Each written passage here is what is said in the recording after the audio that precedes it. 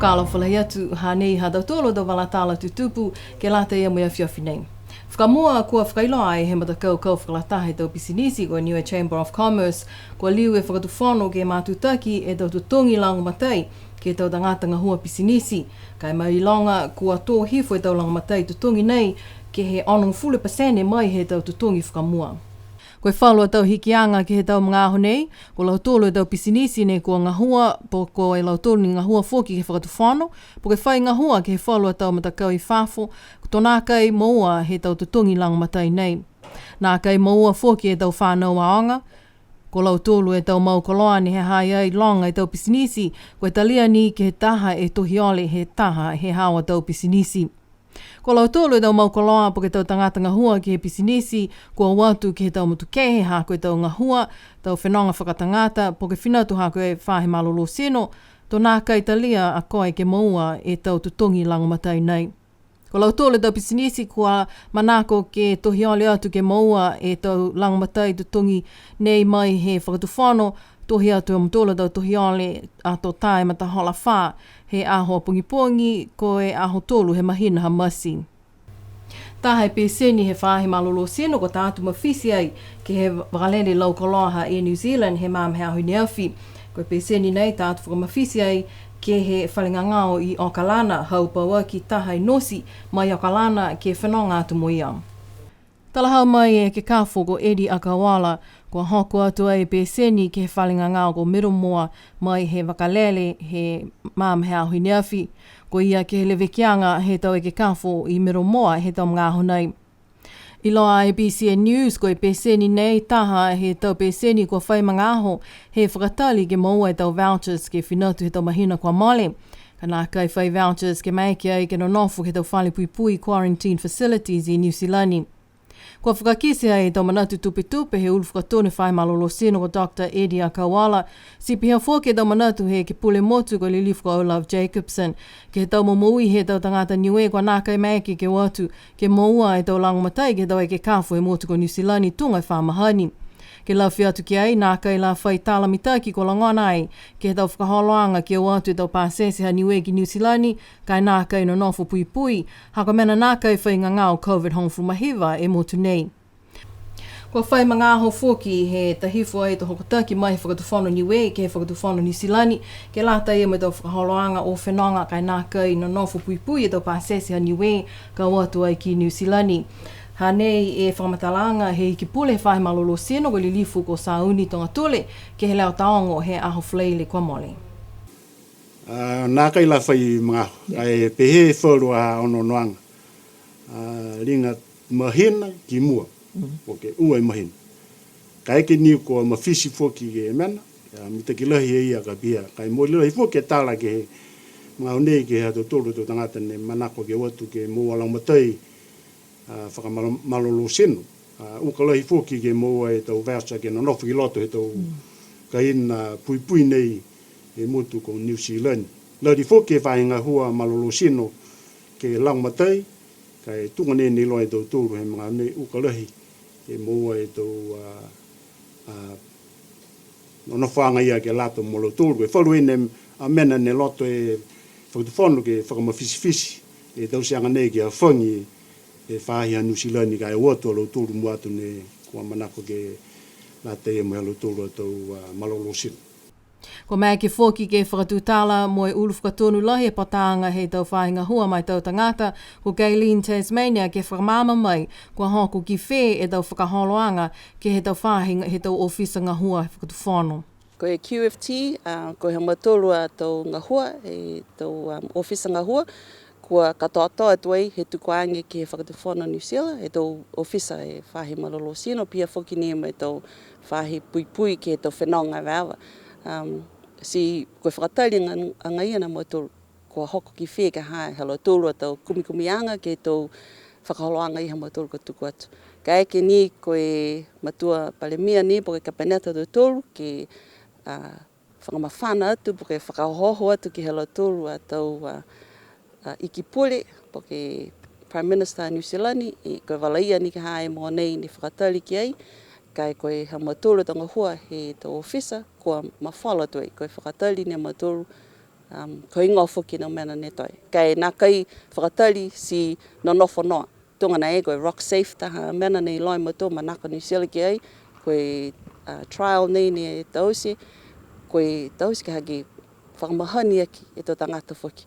Hai ai whuki ni e tō sivianga ki alo tōru, ni a manaki ki tuku whenonga, a ngofua e ko Māori, o atu tō whisa ngahua, sivi alo tōru, moi hai ai tō lo pepa mo ia, ke uta alo tōru ka oki New Zealand, ha koe taha whuki ai a wala ne manaka New Zealand ki ai. So ko whitana mo tō whakangahua hua, e tō wala ne kisia mo tōru e ne maiki ke tausi mga honei, pesa ni he nā kai la whakamōli po ke whakangahua e one-way quarantine-free travel. A manaki ni ke maua mai e tau tali kua mitaki mai mai kia tau tūlu ke watu e ki New Zealand, kai nā kai no nofu pui pui he tau mga hoku kui mua. Ke whalu wala tāla whoki kua ofo ai e i ki pule he tupe, hā koe tau tāla longana, ko e whalu he tau takitaki he tau whahinga hua whakatu whano, ko te tongi ai he whakatu whano, e halau tūla tau kai ka watu ai, po ke atai ke tau whale kai he motu, hanei e wala tāla ia. Pehe mai e ki pole he tupe ko liulihi whuka Crosley tātui, ko e ofo mo e tupe ia ke tau tāla nei, mo e kua whita he whakailoa ia ke tau se taha kumikumianga ke iloa koe mōli na kai.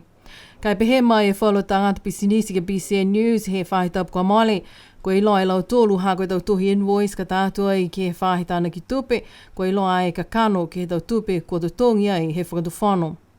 Tali mai he i ki pule tau huhuha BCN News mo e pehea ia ofo mōli. Kai pehe e whalua tau mena ka tupu, ka hakua nā kai malolo e tau puhala tukumata, ke tau whangamena pehe nei ke tau whahinga hua whakatu whano.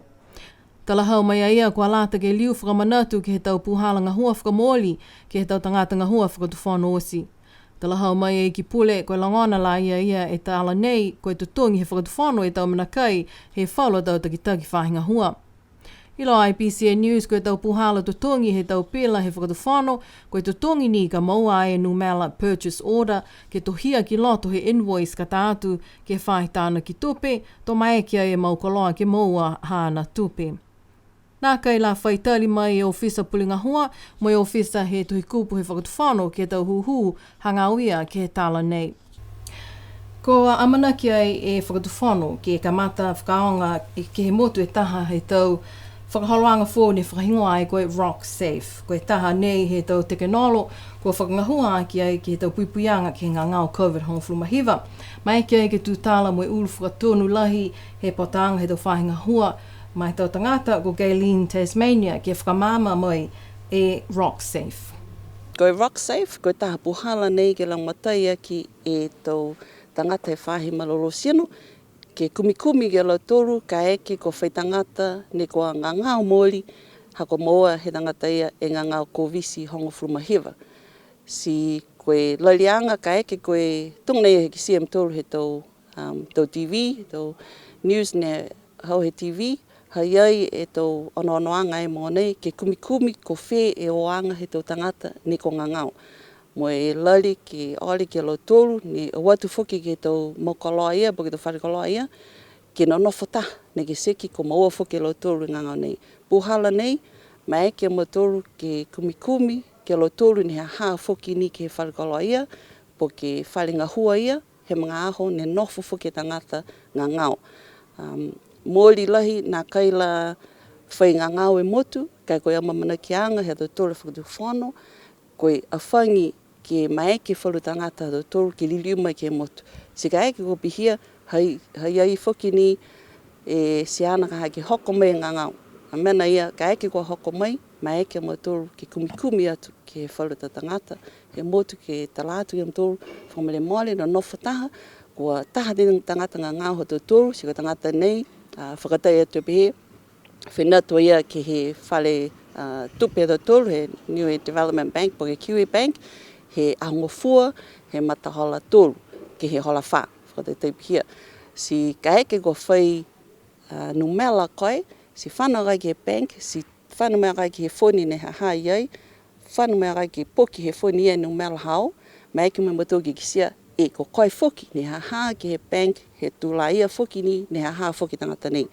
Ma eke me matoke o atu, matutaki atu ki a kai, si talatu, me moe lewe ki atu ki a kai. Hai ai whoki ni ka hatu puhala whoki. Ka koe ka kano ia he whekau nei, ei ko koe ke whano wika mai whuni hao. Koe hao noni, koe ute he lo pepa ni he hagi ei hao anu mela. Kehe tonu mela, kehe hao. Tala hau mai a Gayleen Tasmania ko manako ke ali atu ke tau maukoloa he mo tau whahi pisinisi, mo tau matakawi he motu ko whao atu ke to tangata, ke langamatai mai ke tau whakaholoanga fōu nei. Ko manaki ke kamata whakangahua ke mahina nei.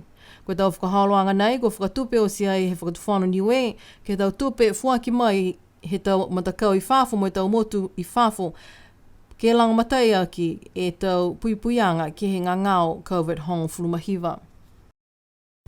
Taha e whakaholoanga ko whakahoko ai he ofisa komisina ha New Zealand he whahitau pukamale. Ke lata ia mo tau whanau whakako skolasipi ko mauai ke he tau skolasipi he whakatuwhono ha New Zealand. Ko whakamatala e komisina ha New Zealand ko Helen Tana ke whakamawhana ki a lau tōle tau whanau whakako. Ha koe tau mga houka nei ko nā kai mai ki a lau tōle ke liliu atu ke he tau aonga pulotu ha koe tau puipuianga ke ngā ngāo COVID hong fumahiva. Ko whakamatala ai e komisina ko Helen Tana ke whakamawhana ki a lau tōle tau whanau whakako. Mo e whakamunui nātu ki a lau tōlu ne ko moa fōu ke he tau skolasipi, sipi a fōki ki a lau tōlu kua kautū mo e whakaosi ai ha lau tōlu a tau whakakoanga. Koe taha wala he whakaholoanga ko whakamailanga ai toko tōlu e tau skolasipi ko kautū me whakaosi ha lau tōlu a tau whakakoanga ke he tau kua mole, ka nā kai mai ki ke oatu ke tau graduation ha lau tōlu. Ko lau tōlu ia ko Martina Siatanga, hukuia ki sia ki amo tā veli pāvihi. Tō tau ai he komisina e whalo tau tohi mai he tau aonga pulotu ko oatu a lau tōlu ki ai. Ko Martina Siatanga mai he aonga pulotu Auckland University. Ko hukuia ki sia ki a mai he aonga pulotu Unitec Institute of Technology. Mō tā veli pāvihi mai he aonga pulotu Victoria University of Wellington. Hukui ai hei ki pule ko lili whakasauni tonga tule whakatuwhano ke whakaue atu ke he whakatuwhano New Zealand ke he tau whakaholoanga skolasipi ko tūmau ke monuina ai whalu e tau whanau whakaako he motu. Whakamonuina atu ke lau tūlu e tau whanau ko maua ai tu skolasipi mua manaki ke kamata lau tūlu e tau whakaakoanga. Si pia fuaki ke lau tūlu kua whakaosi mo e kautū lau tūlu e tau skolasipi. Matutaki mo tau aonga pulotu kua whiawhia lahi e ulu whakatonu he aonga pulotu USB ki Niue ko Seone Lole Sio. Ha kua tokalonga lau tōlu kua talia ai ke whakaako ke he aonga pulotu he tau nei ki Paliasi. Hanei e tau walatala ia. Koe lau lahi a lau tōlu nei, koe tau tangata whakaako fōu, kai la lawhi atu fōki ki ai, whalua tau whanau whakaako ne liliu mai he tau motu ko whisi mo vanu atu he tau kamale, ha koe ngā ngāo COVID hong fumahiva. Toko hongo fulumalima a lau tōlu, ka whakaako ai ke he Certificate of Justice ko lau tōlu fōki ko tau komisina, mo tau tangata ngahua ke whai whakawhili he motu, si pia fōki whalu ni e tau tangata he motu ko manako ke whakaako ke tau whakaholoanga nei. Toko ua e tau whanau skolasipi a New Zealand, mo toko ua e tau whanau skolasipi a Australia, kua matutaki ai ki tau whakakoanga ki Paliasi, a to mai ke keliliu atu ai ki Lautala I Suva mo Amalis I Port Vila. Mai a lau tōlu he tau whanau whakako nei, toko tōlu e tau whanau kua whakaosi e tau whakakoanga NCA veveheanga tōlu he tau kua mole. Tala hau mai a Lole Sio, ko mitaki lahi mo e whiawhia ia he kisia tau numela nei, kua tokolonga ai fōki tau tangata he motu, kua manako ke whakaonga e aonga pulotu e Pasifika Tonga I Niue. Tō taha e mitaki ki sia kua tokolonga kua whakaonga e aonga pulotu ia ko USB ki Paliasi. Tipiha tau tōlo tau walatala tutupu ke lata ia mo e awhiawhinei. Tō liliu ke whai walatala PCN News he awhiawhituloto ke he wangahau whakaperitania. Kai mai e mautolo he PCN News, monuine po, nono whaa.